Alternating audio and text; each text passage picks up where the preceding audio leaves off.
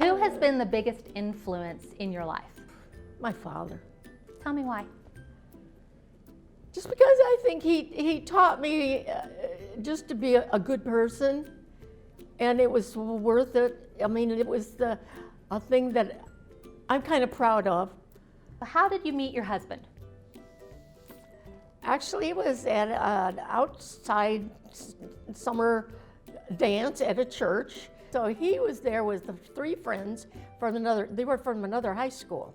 Well, my girlfriend that I had knew one of these other boys that was in there. And so they were just introduced all around. And it got a little later, and the one boy had a car. Said, do you want to go out and have something to eat? And yeah, okay. So I said, if my girlfriend will go with me, I'm not going with somebody by myself. Well, it ended up there were like 6 or 7 of us in the car. And so somebody had to sit on somebody's lap. So I sat on my husband's lap. Did you feel a spark then with him? Kind of, yes. And how many years were you married?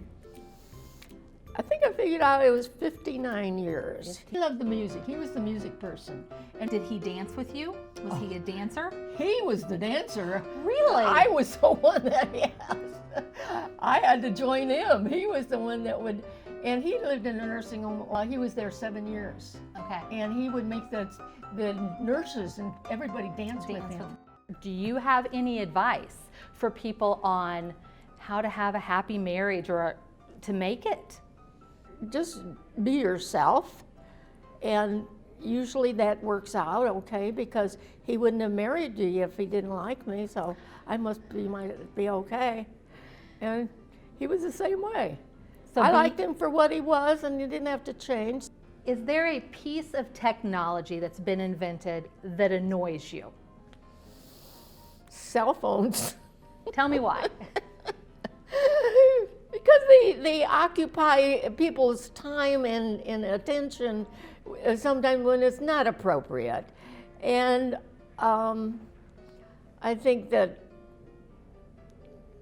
they can, just get too used to having everything right at your fingertips, and I can Google this and Google that, and I can find everything, and I don't know why it irritates me, but it does. You are not alone. Hopefully. You're not alone. Hopefully. But do you sometimes Google things? No. You don't ever Google? No. I don't have a phone I don't have a, what do you call the smartphone? Smartphone? No. I've got my phone is a flip phone. You have a flip phone still. I can text on it. That's my biggest thing. I can send text messages. Do you use emojis? Does it have emojis?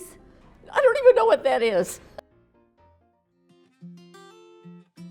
I enjoy being at home. I was at home for, when the children were small, and I did go to work later, but and the youngest boy was in junior high school, and the other 2 were in high school and on their own, and I didn't have that much to do. I took the job as a teacher's aide, and I worked for a couple of years, and the man that I worked for, the head of the department, was blind himself, totally blind. And he said, the way you work with the blind children is great. He said, why don't you go to school? He says, go to Indiana University Northwest. Sure, I said, I'm 47 years old. I can't go to college. He said, of course you can. So I did. I went and took a class. I loved it. So the next semester, I had to take 2 classes. So I loved that even better. Then I said, you know what? I'm going to have to quit my day job so I can go to school. So I started going to school. I actually finished and got a degree in 3.5 years. So I got the job and started working. Well, the rules in Indiana were you give 5 years to get your master's degree. So I had to work on that. So at night and summer times and everything, I worked on it. So I got my master's degree in special education, specializing in vision. So we took some very nice trips. I think we went to Europe like 3 times. We went on a cruise and went to Greece and went on a cruise of the Greek Isles, and I mean, just things like that we did every summer. And then after that, we decided, let's go to Florida. So every summer we went to Florida for a month. But we had a wonderful life. So what do you enjoy about doing puzzles? Accomplishment. When you get it done and in the right place, it says, look what I did. Do you do you like take a picture? Do you leave them up for a while? No, leave them up for one day and then put them back in the box. Do another one. I have done hundreds of them here. No, I'm not kidding. I've been here 4 years, and I bet you I have done hundreds of puzzles. Hundreds? I have, you know, that puzzle over there, the 4D. I've done 8 of those.